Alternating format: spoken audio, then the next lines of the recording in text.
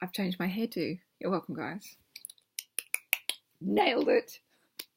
Hi, everyone. It's me, Leonie. Hello. If you don't know me, I write books about goals and, well, books where you fill out your goals. And I make art and I blog and I teach people how to have a good life and a good business.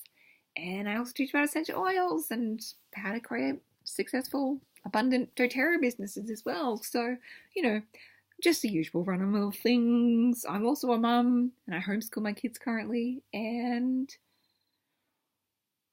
I like books. And I'm an introvert, and I'm a Scorpio, and I'm a little bit bonkers. So I like to make these little lo-fi videos to answer people's questions as a part of my little foray into peering my head out into the world again after taking a whole year off blogging and shit like that. Oh my god. So today I'm going to talk about what to do when you make a business mistake, because spoiler alert, if you have a business, at some point there's going to be a fuck up. Um, and you're going to have to fix it. So let's talk about what to do when those fuck ups happen. So first and foremost, be kind with yourself. Like, don't beat up on yourself too much. Like, these things happen and we can just learn from them and do the best we can and move on. But so that's the first part. But then there's kind of like a 4-step process on how to deal with it with customers. So first and foremost, be honest about it. Do not hide if there has been an issue. And the more that you can have transparency with people about what's happened and the extent of how people are going to be affected and how you're going to ensure it doesn't happen again, it actually creates a whole lot of safety. So instead of like trying to restrict information, I would really suggest being way honest about it, because people can get behind that and they're like, oh wow, and they also learn lessons for themselves and they'll also respect your vulnerability. Give affected people as much information as possible. Like, don't try and minimize by keeping quiet and hoping nobody will notice. If they're going to notice, then make sure that you are the one that's sharing the story with them. So when there is a lack of data, then people will fill it with their own thoughts and beliefs. And this is something Brene Brown teaches about. She teaches about that's how we create conspiracy theories, is when we don't have enough information. So if you can provide enough information, it stops people from falling into that freak out. And then once you've done being honest and giving as much information as possible and updating as much as possible, do what you can to not only remedy the situation. So of course you want to remedy and fix the situation, but then go above and beyond as well. Like, how can you make this a win-win-win situation for everybody involved? How can you not just do what you said you were going to do, but do even better than that, and provide people with an even better a better experience? And then looking at the holes in your system so you can fix it so it doesn't happen again. So I want to give you a real life example of this. A few years ago now, I was self-publishing and printing the workbooks, and then they would get sent to distribution houses in the UK, the US, and Australia, because we have customers all around the world. And that was just kind of like the way to make postage faster and cheaper for all our customers.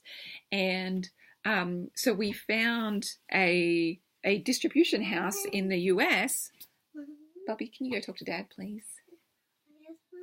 No, sweetheart, I'm making a video again. Mommy. Bobby, no. Up you go. Roll on out, my friend. Go talk to Daddy. I'm going to come make dinner in a second. Stop.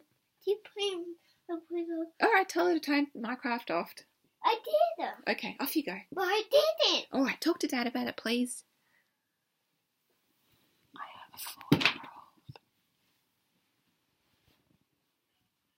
I have a 4-year-old. Sorry about that, guys, but IRL, real life. So I had a shipping house in the US, and they all got sent there, and then the shipping house didn't start sending out the books like they were supposed to. And we kept on checking in and going, okay, what is it that you're needing from us? Like making sure that it wasn't a tech issue, that they had all the data they needed in order to be able to send out. And they had all these really strange excuses.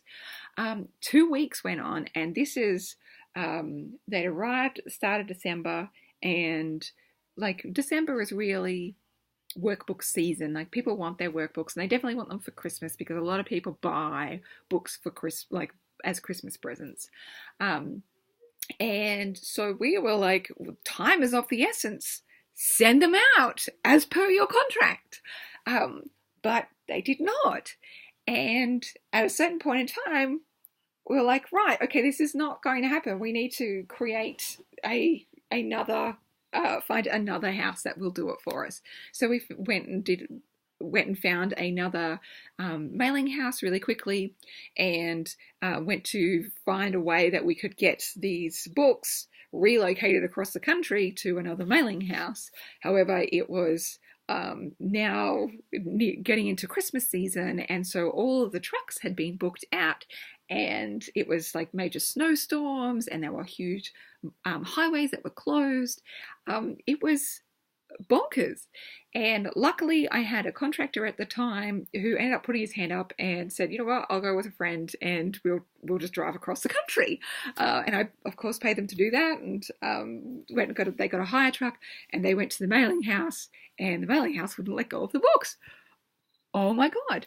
And they kept on demanding more and more money. They were actually trying to extort us. And we're at the point of we're about to call the police to try and remove the books from this mailing house. It was an insane situation.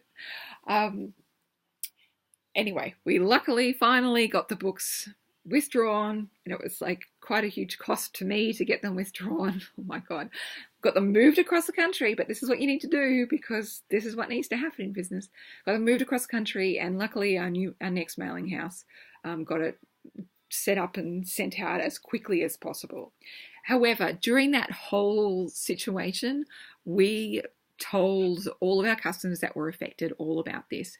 I actually was doing daily blog updates, daily social media updates. We even had photographs of like the rescue, the workbooks mission, and like the snowstorms that my contractor was going through in order to get them to the next place.